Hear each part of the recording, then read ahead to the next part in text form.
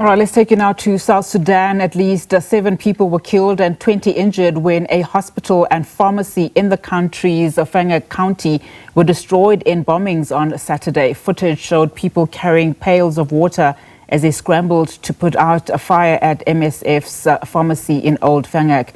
MSF said a bomb was dropped on the pharmacy, burning it to the ground and damaging the hospital, followed by another drone bomb on Old Fangak, a town in the Greater Upper Nile region. It was not immediately clear who carried out the attack or what the motive was. For the latest, let's now cross to SABC News correspondent Patrick Oyet in Juba in South Sudan. Patrick, a very good afternoon to you and thank you so much for your time. So the situation on the ground is becoming more urgent. And this, as we are reporting, of course, that the International Court of Justice is now also set to rule on Sudan's request for measures against the UAE, accusing it of aiding genocide in Darfur by backing the rapid support forces. Talk to us about what the latest is on the ground.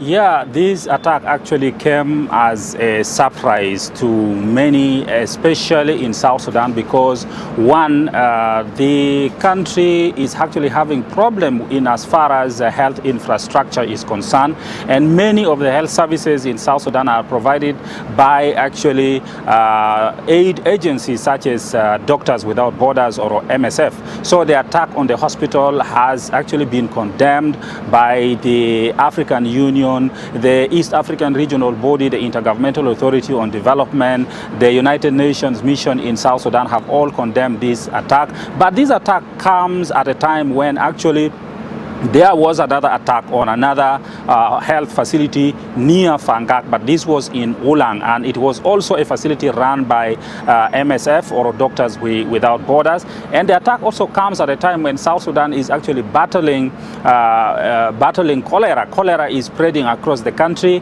and aid agencies such as MSF are the ones actually in the front line of fighting to ensure that cholera is contained. So it has come also at a time when the South Sudanese army has been warning that there were armed groups, especially armed civilian groups, that had actually captured some boats that were transporting goods over the River Nile. So they had sent in some warnings that they were supposed to release the boats they had captured, and then this attack came, and it is surprising everyone in this country. And of course, talking about the fighting also in Sudan, which is still ongoing, continuing. It is a worry to South Sudan because the borders are porous, and it could actually spread in any part of the country.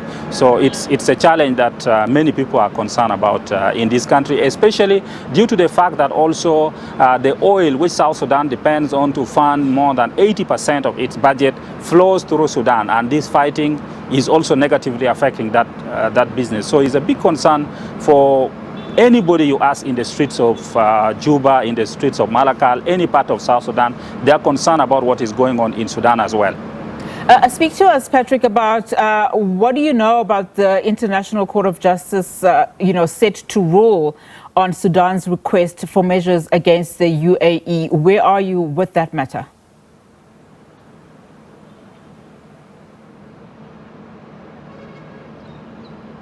Well, this is a matter that, of course, we've had denial from the UAE. They say they totally have no involvement in the ongoing fighting in Sudan. But also the other issue is that the other side fighting in Sudan, that is the Rapid Support Forces, also says that there are some attacks that are carried out by the Sudan Armed Forces. So each side is blaming the other side, and UAE is saying it has no involvement in the fighting in Sudan. It is totally an internal issue of Sudan. So if the case is to proceed in court, it is going to be really a very long court process, because there will be accusations and counter accusations from each side, and that will really take time. It is not something that people believe will really provide justice, if any, soon. It will take some time. Just as we wrap our conversation, Patrick, just give us a sense of what's happening on the ground. Of course, there are concerns across the board in terms of, the humanitarian crisis that has been unfolding for some time, particularly when you look at how it has affected women and children.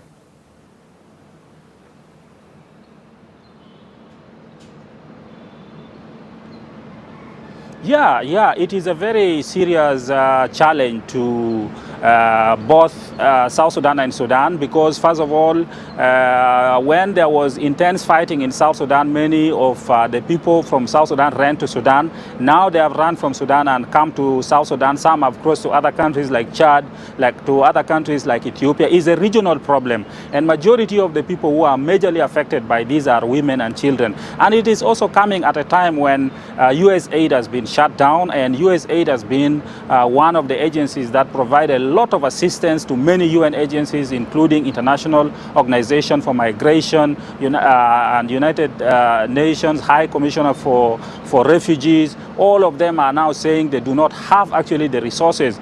We've talked to UNHCR, the one in charge of the refugee agency, and they are saying, especially for refugees who have come to South Sudan, they are only going to take care of people who have just come less than, those who have just arrived actually less than those who are here less than a year. Those who arrived at least like more than a year ago, they have to fend for themselves. And the assistance is also not much. It is something that many of the refugees we spoke to, they say it cannot even last a month. Whatever they give you cannot last a month. So it's a big challenge for women and children who are coming or moving to countries where also infrastructure is a problem. If you talk of Chad, if you talk of South Sudan, these are countries that are facing their own challenges. And now these women and children are going there in a very difficult situation. Problems of schools for children remains a big challenge. Basic needs, food, water, remain really big challenge. So it's a very big challenge to these people who are running from the war, and also putting pressure on the basic infrastructure in the countries where they are going. Patrick, thank you so much for that update. Let's leave it there for now. Patrick Oyet in Juba in South Sudan there for us.